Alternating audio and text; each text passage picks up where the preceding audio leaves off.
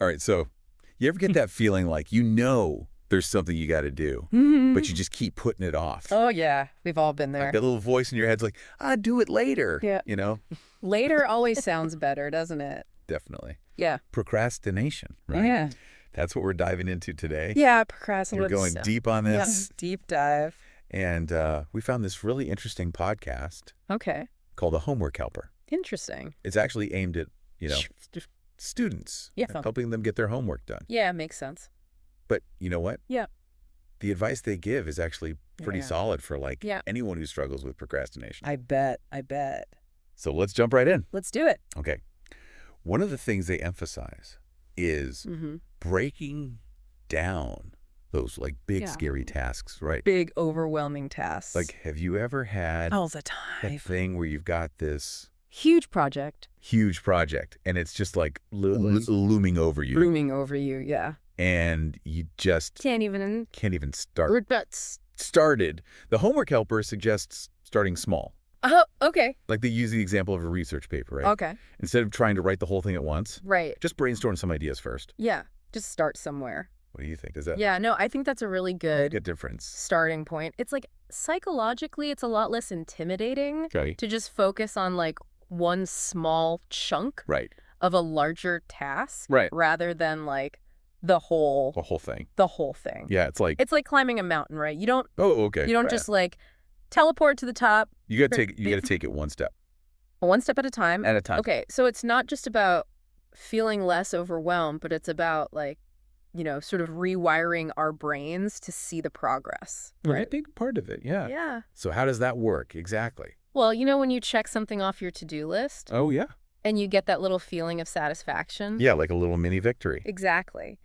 So each time you complete a small step, even writing a paragraph. Really? It triggers a release of dopamine in your brain. Oh, wow. It's like a little reward system that reinforces the behavior, makes you feel good. So it's not just about getting things done. It's about feeling good about it. Exactly. It creates this sense of accomplishment, which then motivates you to keep going. Gotcha. Yeah. Okay. That makes a lot of sense. Yeah. So it's we're building momentum by breaking it down. Yeah. Okay. That's awesome. One step at a time. Now, another big thing the Homework Helper talks about is time management.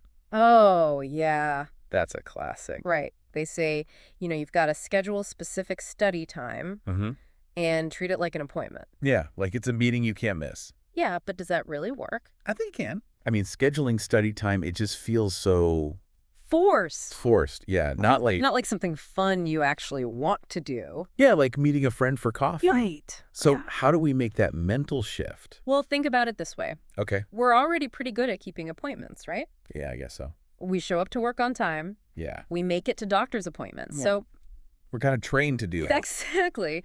We have these ingrained systems for honoring commitments. Right. Okay. So when we apply that same mentality to studying or working on a project, it taps into those existing neural pathways. Interesting. Our brain recognizes the commitment and makes it more likely that we'll actually follow through.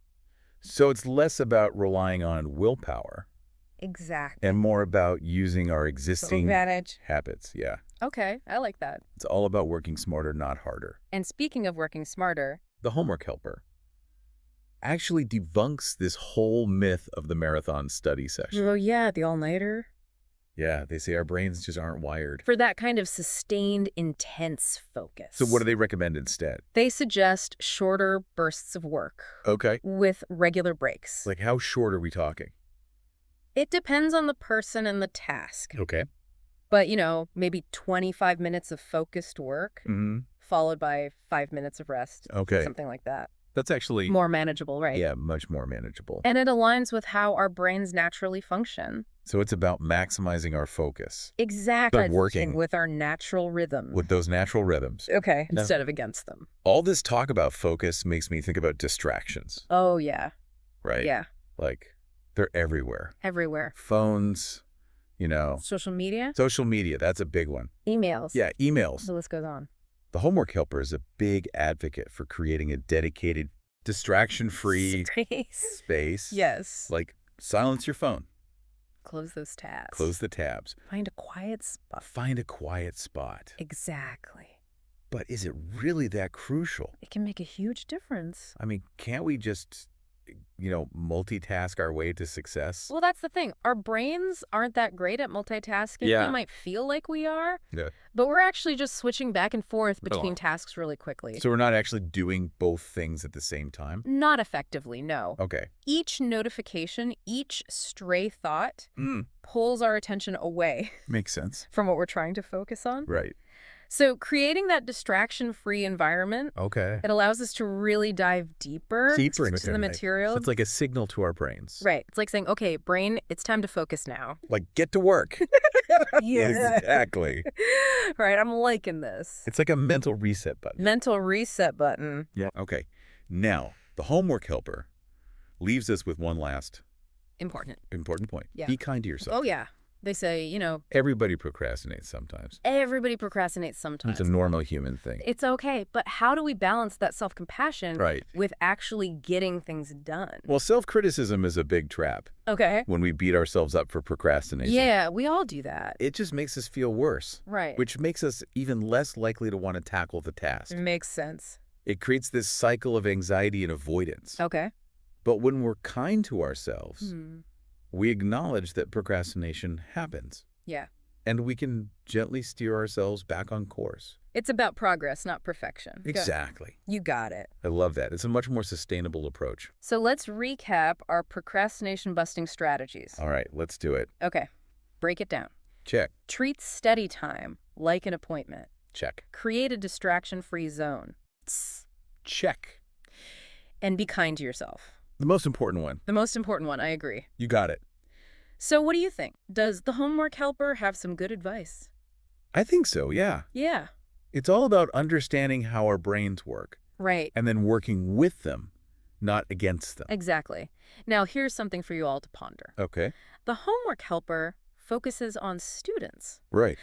But could these principles be applied to procrastination in other areas of our lives? I think so. I mean, procrastination isn't limited to schoolwork. Right. It pops up in all aspects of our lives. So could these strategies help you finally clean out that closet?